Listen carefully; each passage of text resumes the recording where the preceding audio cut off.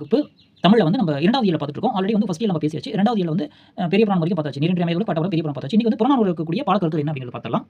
புறநானூறு 9ஆம் வகுப்பு தமிழ்ல வந்து 44வது பக்கம் இருக்கு. இயல் 2ல இருக்கு. ஓகேங்களா? இத வந்து எழுதியிருக்காரு யாருன்னா குடப்புலவியனார். குடப்புலவியனார் எழுதியிருக்காரு. யாருக்கு சொல்லியிருக்காங்க அப்படின்னா பாண்டியன் நெடுஞ்செழியன் வந்து பாடியிருக்காங்க. ஃபர்ஸ்ட் புறநானூறு அப்படின்னா இது வந்து 8 தொகை நூல்கள்ல ஒன்று. நற்றிணை, குறுந்தொகை, ஐங்குறுநூறு, ஒத்த பதிற்று, பத்து ஓங்கு பரிபாடல், கற்றறிந்தார் ஏத்தும் கலியோட இத்திரத்து 8 தொகைன்னு பாடக்கூடிய 8 தொகை நூல்கள் இருக்கு. இது வந்து பண்டைய வேந்தர்களோட வீரம், கொடை, வெற்றி குறித்தும் புரிந்த மன்னர்கள், புலவர்கள், சான்றோர்கள் உள்ளிட்ட பெருமைகளை பற்றியும் இப்ப கடையில் வள்ளல்களை பத்தி பாடியிருக்காங்க இல்லையா?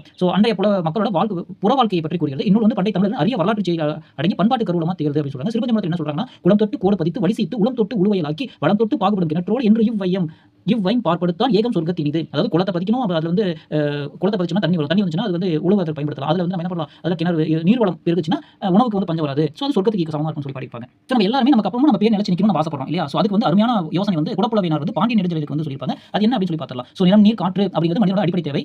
ரைட்டா? இது இல்லாம இருக்கலாம். நிலம் இல்லாம நீர் இல்லாம காற்று இல்லாம கண்டிப்பா இருக்க முடியாது. இது வந்து எதுவுமே நம்மளால உருவாக்க முடியாது. இயற்கை தந்திருக்கும் கொடை தான். இவற்றை உரிய முறையில் பேணி பாதுகாக்கணும்னு சொல்றாங்க. நீரோட இன்றியமையாமை வந்து உலகத்தின் முன்னோர்கள் வந்து நீர்நிலைகளை உருவாக்குவது யாரோ உயிரை உருவாக்குபவர்கள். ரைட்டா? யாரெல்லாம் வந்து நீர்நிலை உருவாக்குறாங்களோ குளம், ஏரி, ஆறு, கண்மாய் எல்லாம் உருவாக்குறாங்களோ அவங்க யார் அப்படின்னா உயிரை வந்து உருவாக்குபவர்கள் அப்படின்னு சொல்றாங்க. பெரும் புகழ் வேணும் எனக்கு அப்புறமா இந்த உலகம் நிலைச்சு நிக்கணும், என் பேரை நிலைச்சு நிக்கணும், என்ன பண்ணும் அப்படின்னு சொல்லி அவங்க வந்து பாண்டியன் நெடுஞ்செழியனுக்கு வந்து பாடியிருக்காங்க. பொதுவியல் திணையில வருது, முதுமொழி காஞ்சியில வரும். ஓகே, படிச்சலாமா? வான் உட்புகும் வடிநீர் மதில் மல்லர் மூதூர் மயவேந்தே வான் உட்கும் வடிநீர் மதில்னா பின்னை முட்டும் திண்ணிய நெடுமதில். அடுத்தது மல்லர் மூதூர் வயவேந்தே வளமை நாட்டின் வலிய மன்னவா. மல்லர் மூதூர் வயவேந்தே வளமை நாட்டின் வலிய மன்னவா. செல்லும் உலகத்து செல்வம் வேண்டினும் போகும் இடத்திற்கு பொருள் வேணும் அப்படின்னா ஞானம் காவலர் தோல்வழி முறுக்கி உலகம் வெல்லும் ஒரு தனி ஆட்சி வேணும்னா ஒரு நீர் ஆகல் வேண்டினும். நீயே வந்து ஒரு தனி ஆட்சி செய்யணும் அப்படின்னா சிறந்த நல்லிசை நிறுத்தல் வேண்டினும் வாடாத புகழ் மாலை வர வேண்டும் அப்படின்னா மற்ற அதன் தகுதி கேள் இனி மிகுதி ஆள அது தகுதிகள் வந்து இவைதான் அப்படின்னு சொல்லி தவறாது தெரிஞ்சுக்கோ அப்படின்னு சொல்லி சொல்றாங்க. நீரின்றி அமையா யாக்கைக்கு எல்லாம் உணவானது உடல், நீராலானது உணவு, உண்டி கொடுத்தோர் உயிர் கொடுத்தோரே. உணவு என்பது நிலமும் நீரும், நீரையும் நிலத்தையும் இணைத்தவர் வந்து உடலையும் உயிரையும் படைத்தவர். உண்டி முதற்றே உணவின் பிண்டம்.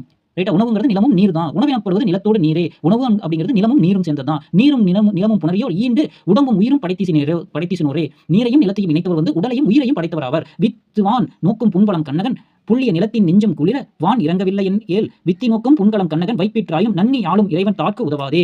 வான் இறங்கவில்லை என்றால் யார் ஆண்டு என்ன? அதனால் அடிப்போர் செலிய இகழாது வல்லே. அதனால் எனது சொல்லை இகழாது கேளுங்கள்.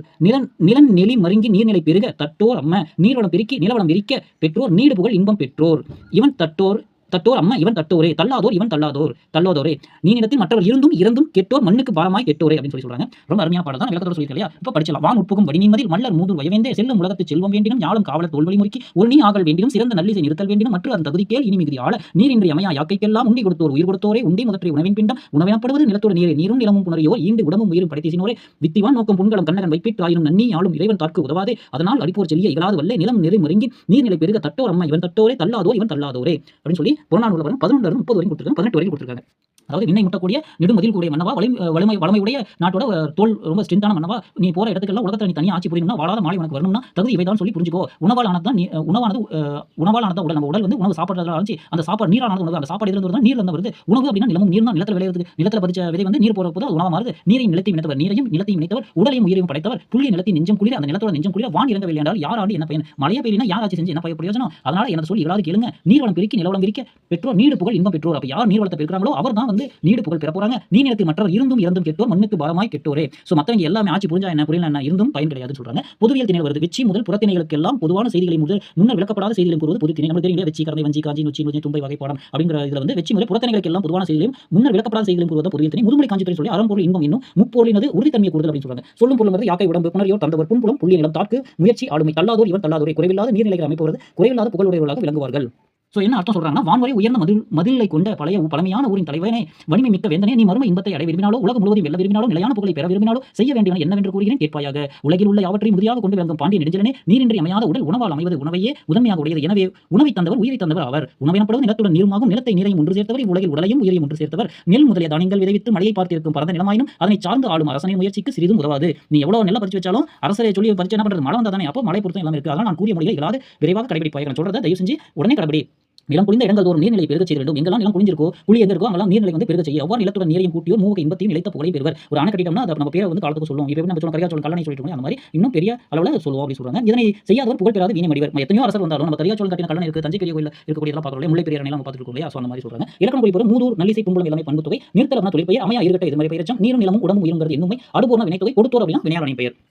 ஸோ நிறுத்தல் அப்படின்னா நிறு கூட்டல் இத்து கூட்டல் நிறுவன பகுதி இத்தனை சந்தி தள்ளினா தொழில் விதி கொடுத்தோம்னா கொடுத்தல் இத்து கூட்டல் கொடுனா பகுதி இத்தனை சந்தி இத்து இறந்த காலையில் ஓர்ங்கிறது பலபால் வினைமுற்று விதி.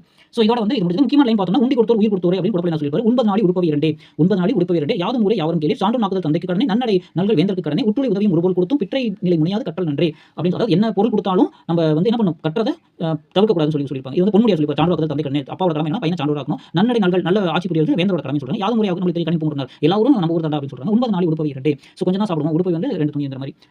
ஸோ இதோட இது வந்து முக்கியமான லைன்ஸ்லாம் கொடுத்துருக்காங்க. அவ்வளோதான். அடுத்தது நம்ம திருமூலர் சொல்லிப்பார் உடம்பாளையும் உயிரார் அறிவார் அது வந்து புறநானூறு வராது திருமந்திரத்தில் வரும். ஸோ பட் அந்த ஹைலைட் சென்டென்ஸ் இருக்காது. Okay thank you. அடுத்ததில் சந்திக்கலாம். தேங்க்யூ.